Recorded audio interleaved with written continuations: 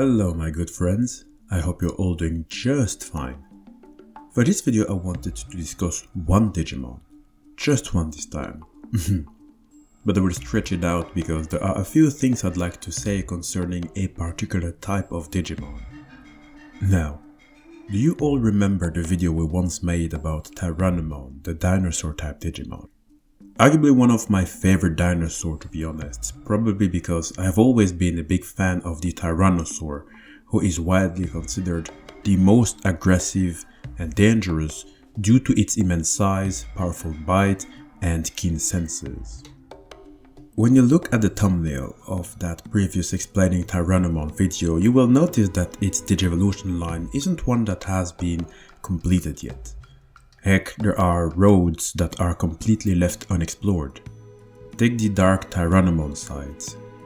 Dark Tyrannomon isn't just a copy of TYRANNOMON, it is an entirely different variant, even in its anatomy. If we were to make the comparison between the two, then I can quickly say that Dark Tyrannomon has 2 fingers on each hand compared to the 3 fingers of TYRANNOMON. There's obviously also the colors that is different in some of their characteristics. Dark Tyrannomon's side of the line is completely left unexplored. Sure, depending on what Digimon media you look at, it may have digivolved into something, but I was hoping the developers would continue the Dark Tyrannomon line, which isn't really the case, unless you were to consider Metal Tyrannomon to be its logical follow-up Digivolution. Though I have to say that in terms of story, I wouldn't really deem Metal Tyrannomon as Dark Tyrannomon's Digivolution, as Dark Tyrannomon did go mad in some way because of a computer virus. It grew very different than TYRANNOMON, and if you were to look closely at Metal Tyrannomon, you would see that it really is a mechanically enhanced TYRANNOMON, which is exactly the case. It's very similar to Greymon becoming Metal Greymon.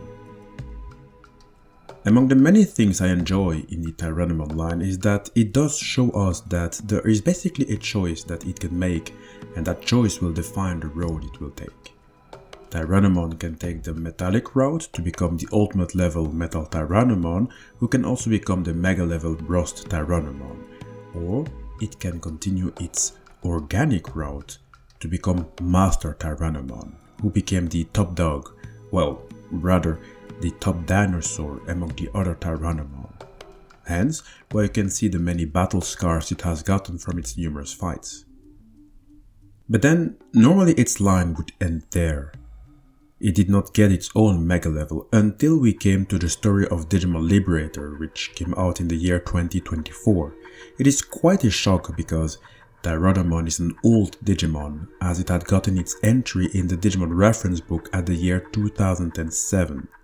Until then, aside of Rust TYRANNOMON, TYRANNOMON never had gotten a proper mega level form. To be really honest, it actually baffles me because TYRANNOMON was the first ever original mascot for the Digimon franchise and not Agumon. The latter took its place and TYRANNOMON was explored only a little. Very little when compared to Agumon. But anyway, when TYRANNOMON digivolves into Master Tyrannomon, it can continue its route to become Dynamon, who by the way continued Master Tyrannomon's story. I just explained that Master Tyrannomon overcame many fierce battles, that is why it is covered in numerous battle scars. Well, Dynamon is a Master Tyrannomon who actually took it beyond to become the pinnacle of a long embattled dinosaur Digimon. In this form, an ancient power visible through the glow of its body has been awakened, and now it boasts incredible stamina and strength to overwhelm its enemy with its power. The strength might come from its height also, as it is almost 300 feet tall or 91 meters. It is said that when Dynamon pulls out all the stops in a fight, the entire area will be reduced to ash and magma. For that, it has its own methods. You see, when the battle heats up, the black scales covering its body turn a flaming red, and Dynamon is able to use the energy within to attack more efficiently. It can either bring down its enemy to ash with its flame-laden claws, or it can release light from its body surface and dorsal fins to incinerate everything in waves of super intense heat. After battle, Dynamon has a custom of sombering its overheated body into the sea to cool it off, and as that produces a large amount of steam, nearby Digimon recognize it as a sign of Dynamon's victory. However, Dynamon never allows its fighting spirit to run out of control. Its intelligence is backed up by its composure, and it is able to tactically pursue its prey, further adding to the reasons why it is so feared. Now, my opinion, I absolutely love the design of Dynamon. From the looks to the background to the obvious references to its humble beginnings as a Tyrannomon. This is what I like, and this is Digimon to me. This is what I also wanted for Digimon of the likes of Agumon and Greymon, who are dinosaurs, but unfortunately the dinosaur type is somewhat treated as a precursor to the dragon type Digimon, because many Digimon who began as dinosaurs, or simply said reptiles, end up becoming dragonesque type Digimon, which to me isn't always necessary as much as I like dragon type Digimon. Heck, in the explaining dragon type video we explained how they developed in various different types of dragons, from humanoid dragons to bipedal to quadrupedal, etc. I love studying the dragon type Digimon, definitely.